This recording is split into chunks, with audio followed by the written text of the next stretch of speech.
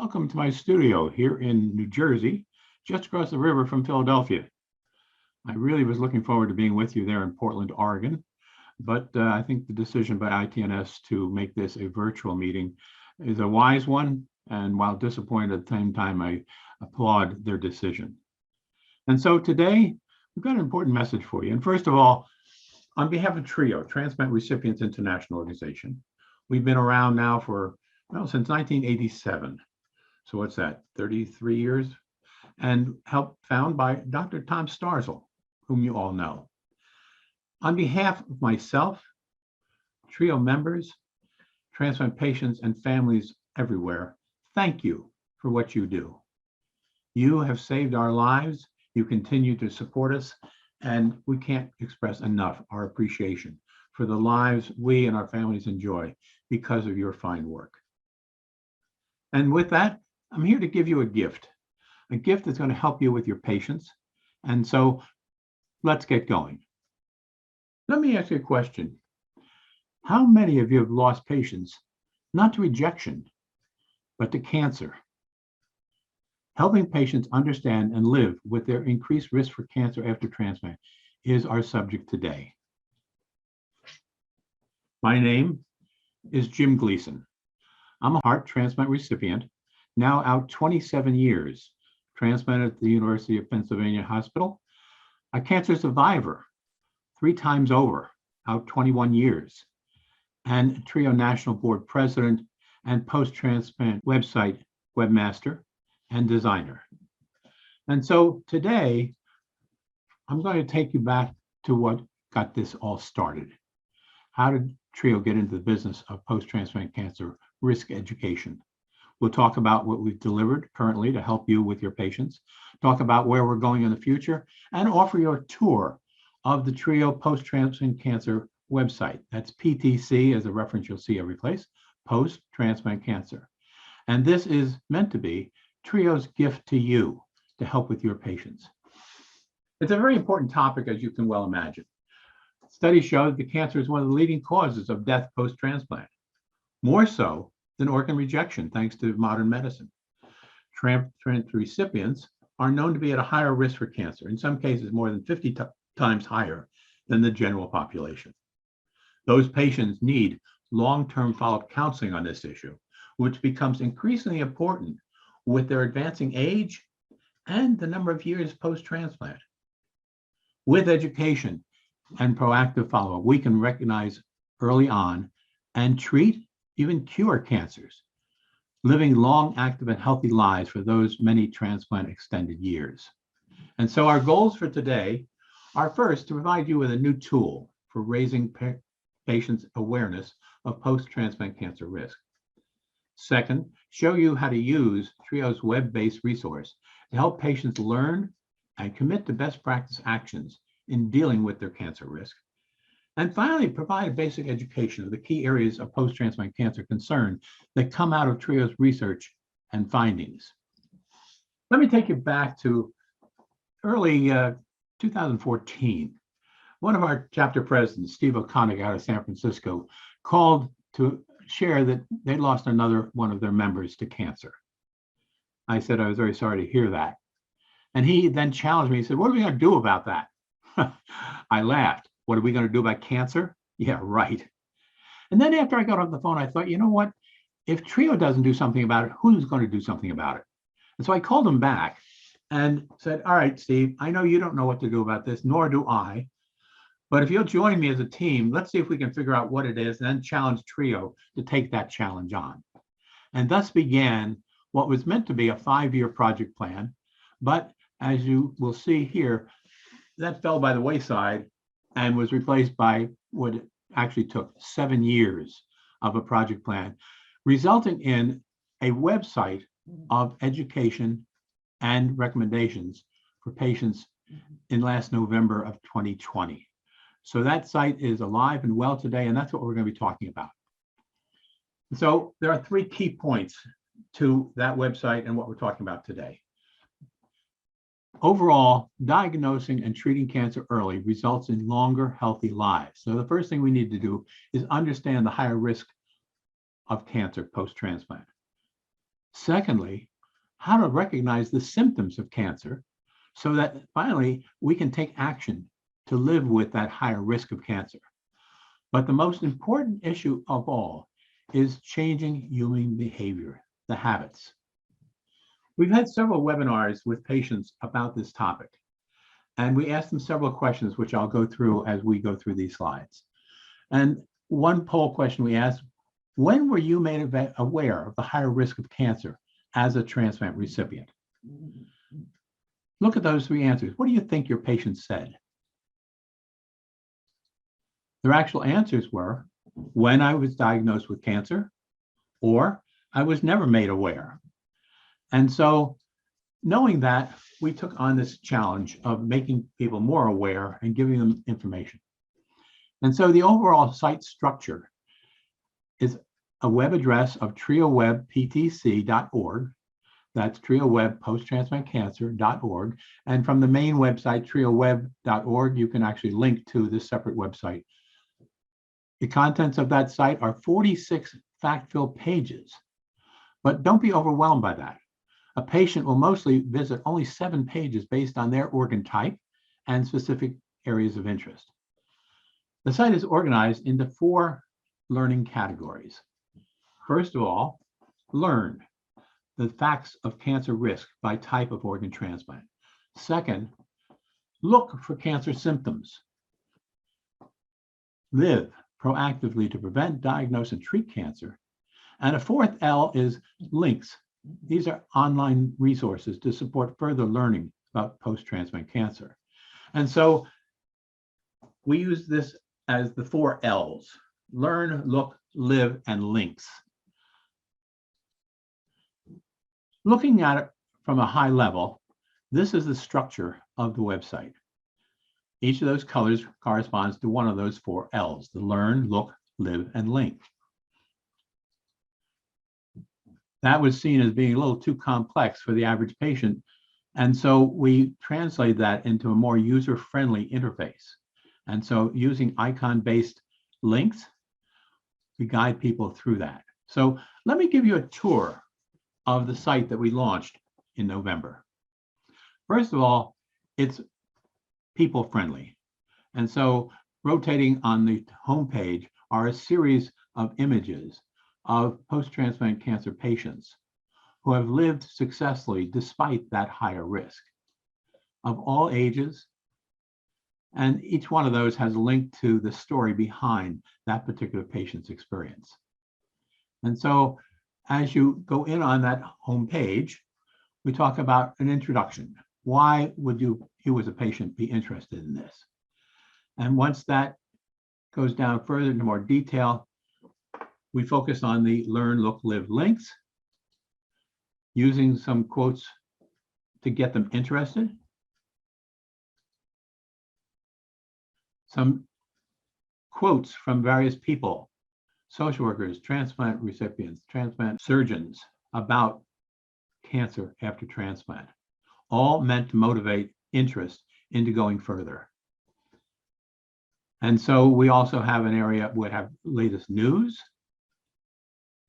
And then you get into links to those individual organs. So for example, as a heart patient, I would click on just the heart link.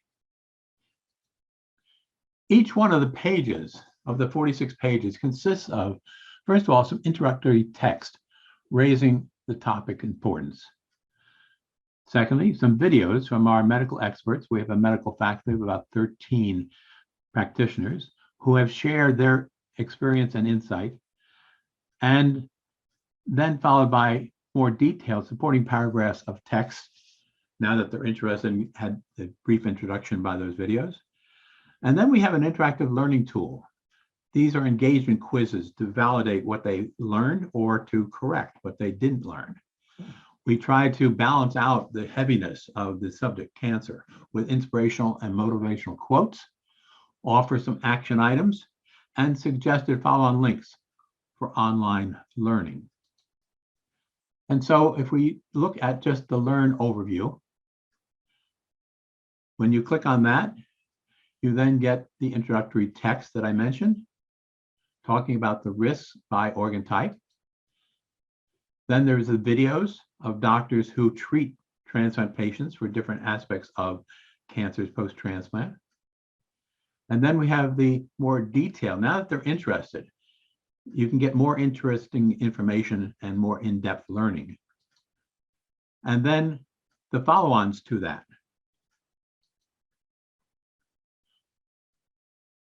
So you can go as deep as you want into the subject. And then we have quotes once in a while to help balance what's going on here.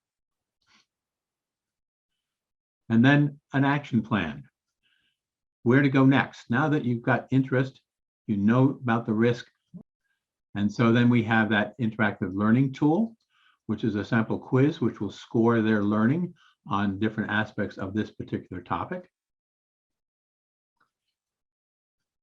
At this point, let me share the second question we ask patients in our webinars. As a recipient, what type of cancer have you experienced since receiving your transplant? What would you think the most popular, or the most common, not popular, of course, most common would be? Yeah, I'm sure you said skin cancer. That is the most common, and that's where we really get the 50 times the normal experience with cancers. And so there's an awful lot of skin cancer information out there as part of this, along with all these other different types of cancers. And then finally, there's a list of other links to more readings. And so once that interest is there, they can go as deep as they want and learn as much as they want, or as little. They can follow a path just based on their organ type. And so the organ categories, so one of the first decisions a site visitor would have is to pick the organ type that they're interested in. Now you go back to that big picture again, where we are. We've gone from the introduction to the next level, which is picking the type of organ. So we've just visited the top 2 topics. And so once we've done that, we move on about the cancer risk for specific organ types to choosing one. We click on an icon, and that takes us to the web page.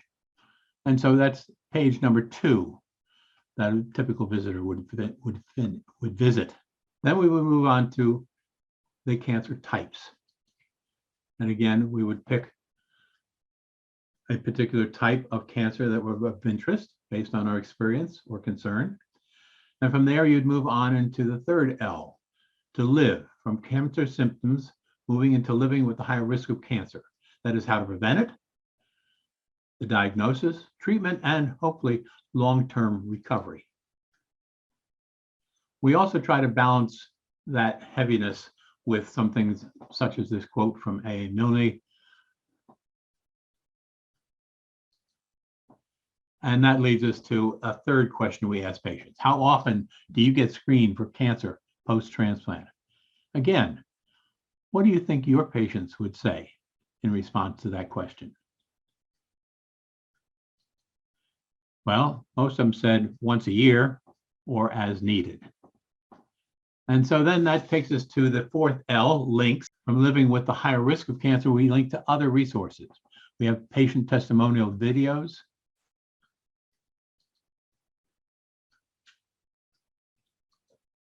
We have learning objectives. We have research that's going to be their next deliverable as we get into turning this education into action to get the results. So education changes mindset, creates motivation, which results in action, which gives us the result we're looking for of improved healthy living long term. That's our future phase. And then we also have our contributing faculty of medical professionals, a little background on each one of them, and they are the ones that gave us the videos that we saw earlier. And then I'm very pleased to say we have a very extensive library of online resources, over 700 links to videos and articles related to post-transplant cancer. And so where we come from now, we've gone through the 4 L's, as you see here on the overall logic diagram again.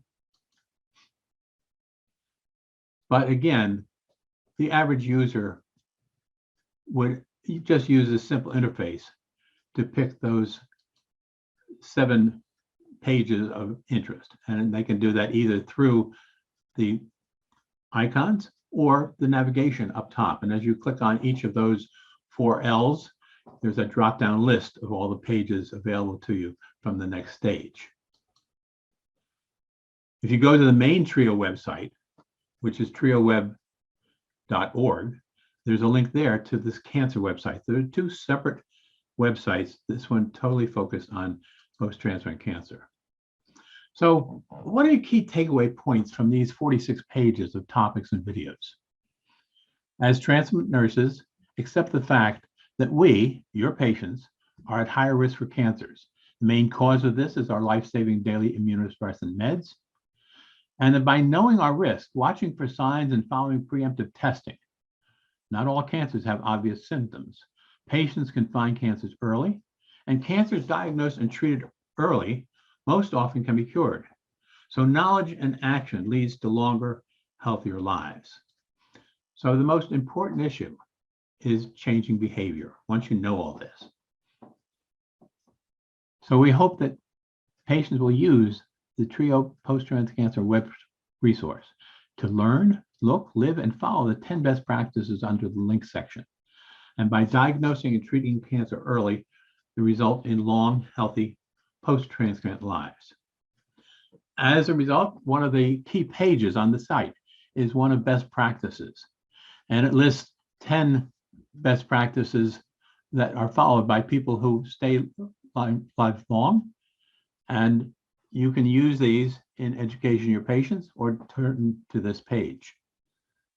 And mainly we say, whatever you do, keep in touch with your transplant team and follow their directions. So we always refer them back to you as the final source.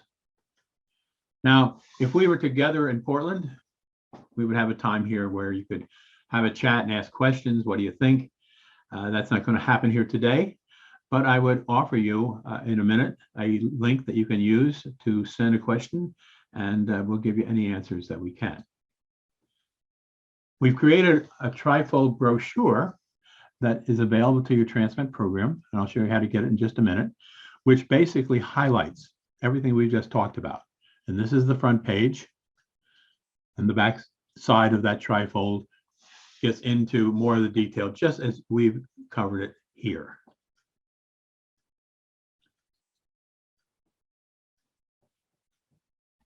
So we'd like to say thank you, ITNS, for hosting this important topic and offer you a supply of TRIO's post-transplant cancer brochures for your program.